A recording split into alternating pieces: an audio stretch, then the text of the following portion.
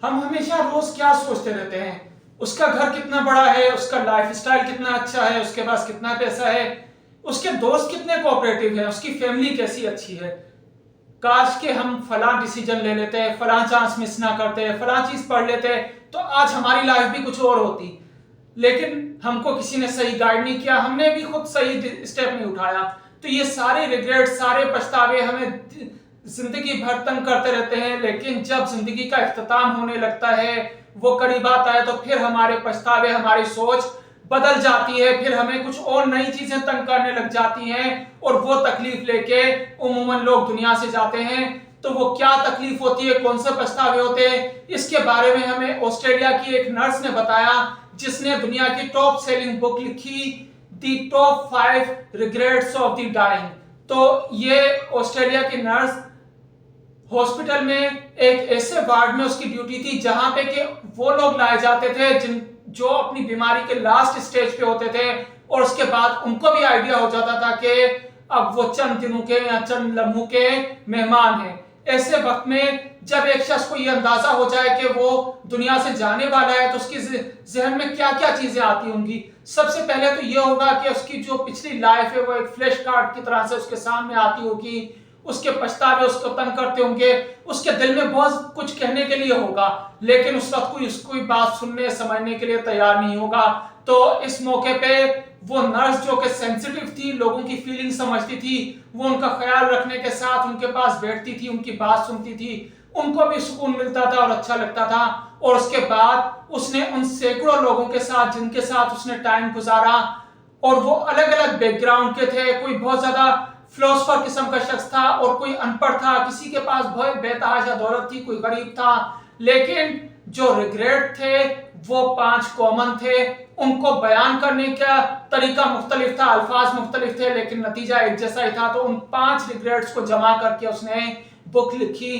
तो उसमें नंबर 1 पहला रिग्रेट क्या था, पहला काश क्या था, पहला रिग्रेट ये था कि काश मैंने जिंदगी अपने हिसाब से जी होती। अपने हिसाब से क्या मुराद होती है, अपनी मर्जी का डिसीजन लिया होता, अपनी पैशन के मुताबिक काम किया होता, अपनी ड्रीम जॉब ली होती, अपनी मर्जी के मुताबिक शादी की होती, और लोगों की परवाह नहीं की होती।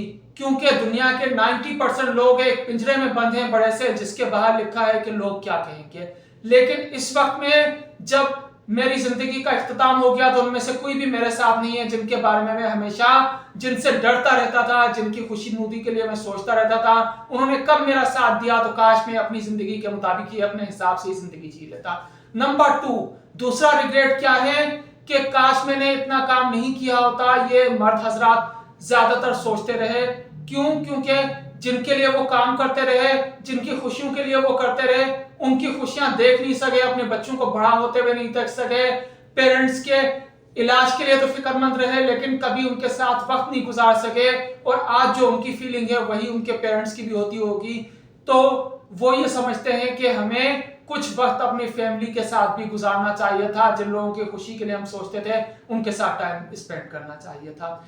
नंबर 3 काश मैंने अपनी फीलिंग लोगों तक पहुंचाई होती, किन लोगों तक, जिनसे मैं मोहब्बत करता हूं, जिसमें पेरेंट्स हो गए, दोस्त हो गए, कोई भी हो गया, या वो लोग जो मुझे तकलीफ देते थे।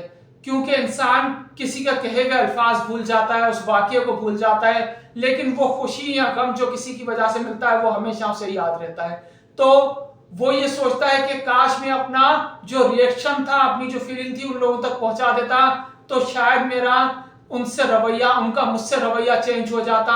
जो मुझे परेशान करते हैं वो परेशान करने से रुक जाते कि इसमें भी रिएक्शन होता है। जो इन लोगों के लिए मैं अच्छा सोचता हूं उनको पता चल जाता, वो मुझे अलग तरीके से ट्रीट करते। तो लिहाजा लोगों तक अपनी फीलिंग पहुंचा देनी चाहिए। इससे हमें जो खुशी मिलती है, जो हमारी अजियत खत्म होती है, वो हमें बहुत हल्का महसूस कराती है। नंबर 4 काश मैं अपने दोस्तों से राब्ते में रहता।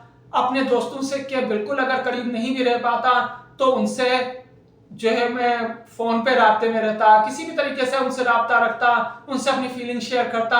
लेकिन मैंने जो है वो हमेशा उनको दोस्त समझा जिनमें वक्ती मतलब था, वक्ती काम था, जिनको मुझसे कुछ कर्ज नहीं थी, और मतलब निकलने के बाद वो उन्होंने मेरी तरफ देखा भी नहीं। तो लिहाजा मैं लोगों के एहसास के, उनका खुलूस की कदर करता।